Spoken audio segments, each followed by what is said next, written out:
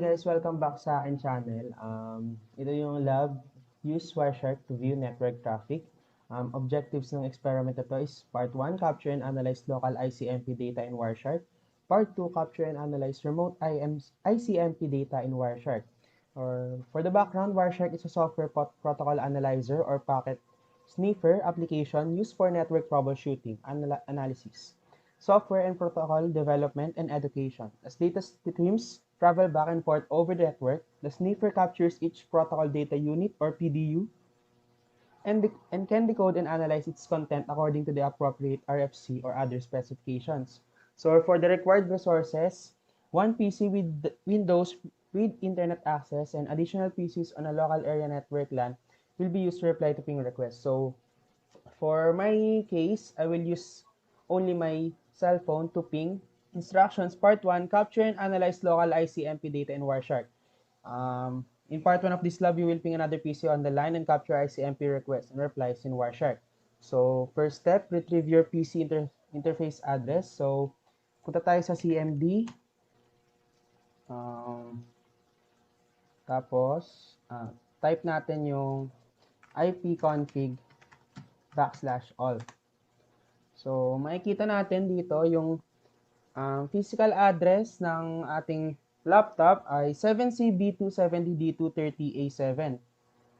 Then, yung IPv4 address natin, 192.168.0.107. So, letter B, as a team member or team members for their PC IP address and provide your PC IP address to them. So, ito yung IP address ng cellphone ko, so nakalagay 192.168.0.104. So makikita natin na nasa same internet lang sila. So yan yung sa IP address ng laptop natin, 192.168.0.107. So next step, start Wireshark and begin capturing data. Letter A, navigate to Wireshark, double click the desired interface to start the packet capture. Make sure that the desired interface has traffic. So punta tayo sa Wi-Fi. Then, information will start scrolling down. So, yan, makikita natin. The data lines will appear in different colors based on protocol. This information can scroll very quickly. So, makikita natin mabilis yung maraming lumalabas. Very quickly depending on what communication is taking place between your PC and the LAN.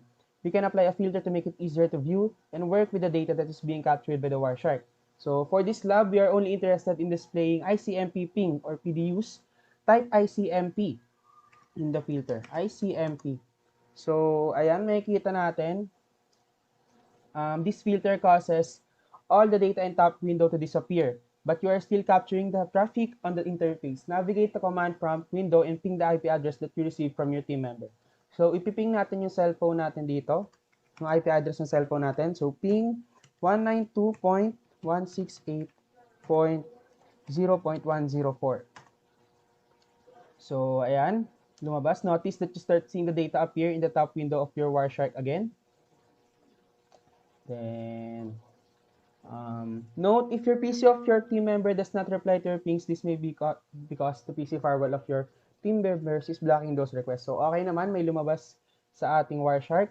So, stop capturing the data by clicking the stop capture icon. Step 3, examine the captured data. In Step 3, examine the data that was generated by the ping request of your team member PC. Wireshark data is displayed in 3 sections. So for the first section, the top section displays the list of PDU frames captured with the summary of the IP packet information listed. And so makikita natin yung IP address ng PC natin. So ito yon, 192.168.0.107. And the middle section, ito, is the list. Middle section lists PDU information for the frame selected in the top part of the top screen and separate a captured PDU frame by its protocol layers. And lastly, yung third section natin, the bottom section, displays the raw data of each layer. So the raw data is displayed in both hexadecimal and decimal form. So for letter A, click the first ICMP. ICMP requests PDU frames in the top section of the Wireshark. Notice that the source column has your IP address and the destination columns contains the IP address of the PC that you ping. So, makikita natin sa CMD, double check natin Yung ping ng PC natin is ito, 192.168.0.107. So, same. And then yung destination natin ay yung ping nung cellphone natin. Ito, 192.168.0.104. So, ayan. With this PDU frame still selected in the top section, navigate to the middle section, click the plus sign to the left of the Ethernet 2 row to view the destination and source MAC addresses. So, click natin to. So, ayan. Does the source MAC address match your PC interface? So, back tayo sa CMD. So, ayan yung destination. Wait. Destination. So ito yung destination nung MAC address natin dun sa cellphone natin. So, 4A, 0A, CC, 0D, 97, C4. So, ayan. Does the destination MAC address in Wireshark match your team member MAC address? So, yes. So, how is the MAC address of the PC obtained by your PC? So, type natin yung ARP-A. So, ayan. Ito yung mga MAC addresses natin. So, ito yung sa cellphone natin, 192.168.0.104. So, ayan, 4A, double check, ayan, 4A, 0A, CC, 0D, 97, and C4. So, ayan.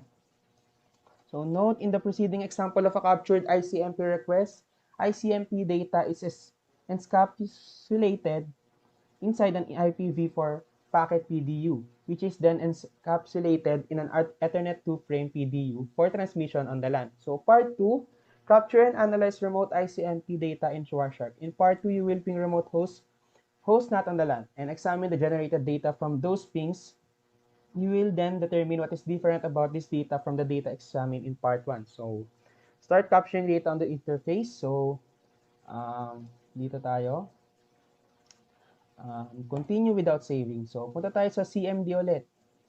Ping natin yung tatlong URL na to. So, ping www.yahoo.com.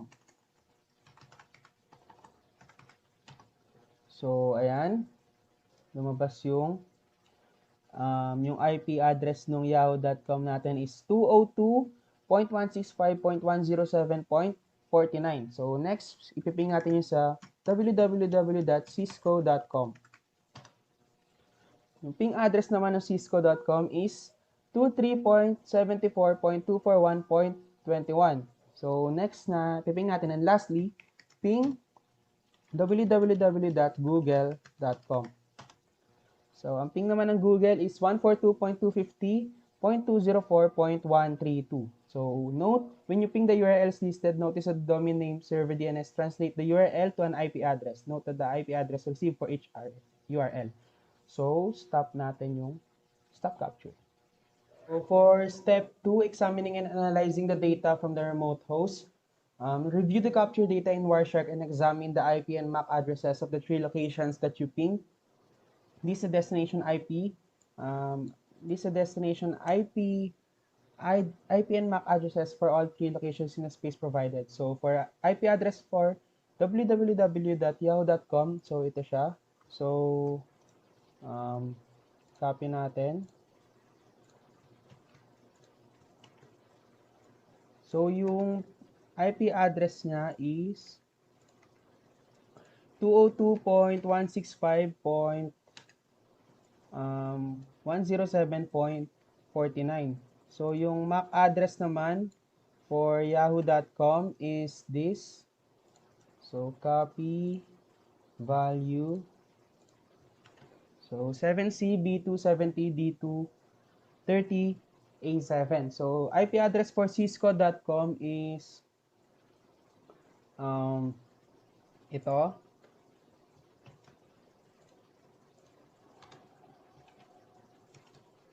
So, delete lang natin yung mga nasa unahan.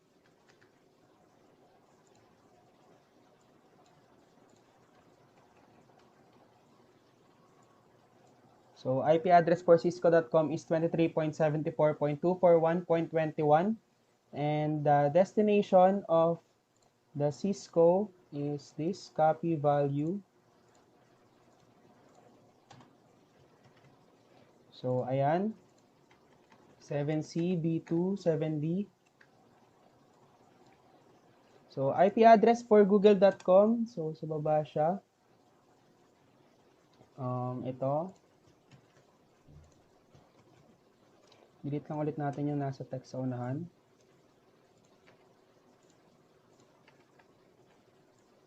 So, ayan. IP address for google.com is 142.250.204.132 and the MAC address for google.com is this one. Copy value. So, ayan.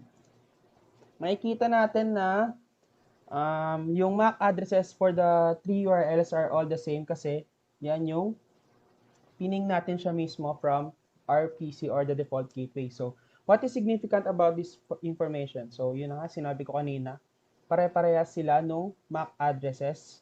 So, ayan.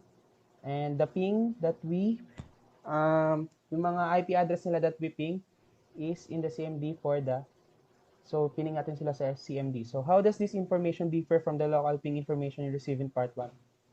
So, in part 1, we use the cell phone ping. So, yung MAC address niya is, makikita rin natin siya doon sa cellphone. So, magdi-differ yon kasi yung sa part 2, pare-pareha sila ng MAC addresses from default gateway. So, as we can see, makikita natin sa una. So, ayan. Kunwari, ito yung cellphone natin at ito yung sa PC.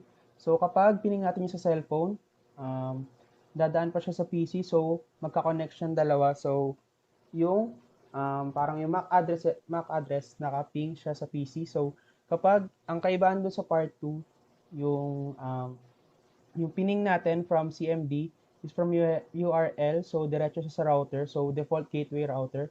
So, kaya pare-pareha sila no MAC addresses. So, for the reflection question, why does Wireshark show the actual MAC addresses of the local host but not the actual MAC addresses for the remote host? Kasi from URL siya, so ibig sabihin, confidential or yung mga actual MAC addresses for the remote hosts from Yahoo, Cisco, or Google is confidential. So, kaya yung mga actual MAC address of the local host lang and not the remote host. So, Appendix A, allowing ICMP traffic through a firewall. If Part 1, create a new inbound rule allowing ICMP traffic through the firewall. So, punta tayo ng control panel. So, ayan. Sa control panel, system and security, then security and maintenance. Tapos, wait. So, Windows Defender Firewall. So, ayan. Click natin yung advanced settings. Wait. In the left pane, advanced settings. So, ayan. So, sa advanced settings, click the inbound rules. Tapos, new rule. So, ayan. In the left pane, click the new rule. Then, click custom. Then, click next. Tapos, sa protocol and parts, ang protocol type natin is ICMP v4. Then, click next. Which local IP address does this rule apply to? Any IP address. So, next. So, allow connection. Then, click next. Then, so, ang name the rule with the allow ICMP. So, pwede natin siyang i-name the allow ICMP request. So, ayan. So, click finish. This new rule should allow your team members to receive ping replies from your PC. So, part 2, disabling or deleting the new ICMP rule. So, pwede lang natin siyang i-cancel or so, sinabi sa instruction, advanced security lang, inbound rules, then disable rules. So, that's the end of the experiment.